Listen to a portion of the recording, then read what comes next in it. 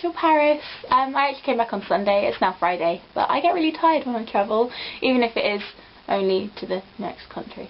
But yeah, whatever, I'm doing this now. So I had loads of footage anyway from Paris to cut together, so I thought we'd go with that instead. I don't know if you've seen it. The first one where I played around with voiceovers, I don't know, I'm still kind of learning about that. I know it wasn't great.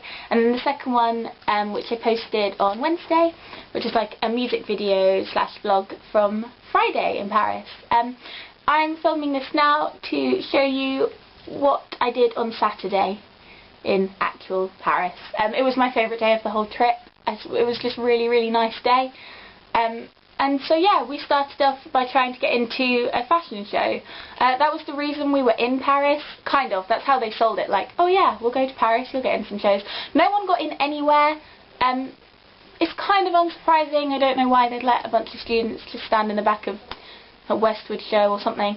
But while we were waiting outside the hotel, we hung around at the end, saw loads of models leave. And then I saw Susie Bubble! Susie Bubble! I love her so much. She's a fashion blogger and she's one of the biggest ones around at the moment. There's a link. I'll link her blog in the underbar. And there's a picture to prove I saw her.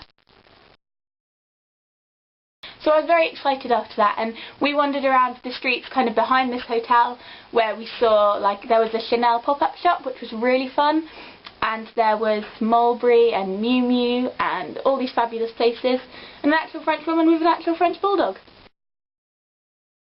After that we headed to the Eiffel Tower, and we were like, yeah, we'll go to the top. We didn't, we only got to the second level. Here's some elevator, the big elevator footage. It was very high up, which sounds like a really stupid thing to say. But it's like when I went to the Leaning Tower of Pisa last year, it was a lot shorter than I expected. I don't know why I was thinking that the Eiffel Tower would seem smaller, because actually it was huge. Like, I wasn't expecting it. I sound so stupid right now. I know I sound stupid right now. But yeah, it's massive. And we got out the lift on the second level, and my friend was like, it's got a bit of a funny colour. I did feel weird up there. I'm not traditionally scared of heights. I don't know what it is. I think it's because you can see everything, and also it's quite unnerving. The structure kind of shifts when it's windy, so that was a bit scary. But yeah, this stuff is on the second level. And just looking over France, it's a really good way to see France. I think if you go to Paris for like the first time, you kind of have to do it. In the evening we went on a bus tour of Paris by night and went down the road where the Moulin Rouge is and saw the Moulin Rouge windmill. And then me and my friend went to the Sacré-Cœur. We kind of split off from everyone else. She'd been to Paris before, and she was like, oh, you've got to see it. I didn't realise there were so many stairs. There are like a cable car to get you up there, because there are so many stairs. Oh, as someone who spends a lot of time just sitting around, I was unprepared for that many stairs. Got to the top, I thought I was going to die.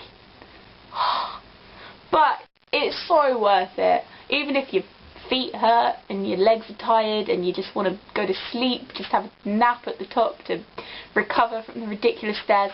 It's when you kind of can look out over the whole of Paris. It didn't capture very well on my camera, which makes me sad.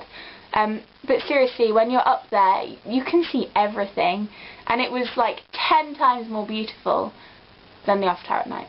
So yeah, it's a good place. When we came back, we went inside the Sacré-Cœur.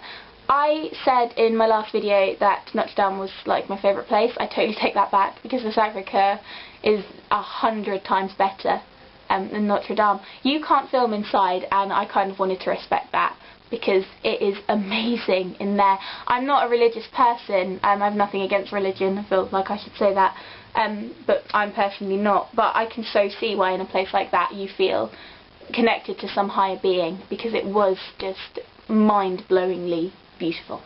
Again, if you go to Paris, go there. The journey back was fairly uneventful until we got to passport control for the ferry.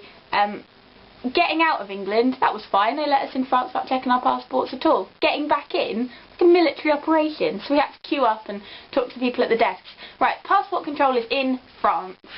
You go to them before you get on the ferry to get back to England. The guy behind the desk, really friendly. Oh, hi, how are you? I'm good, how are you?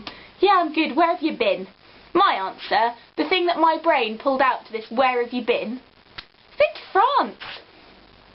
We were in France. Who does that? Like, oh, he just looked at me like, okay. Oh. So now I'm embarrassing on an international scale, which is good.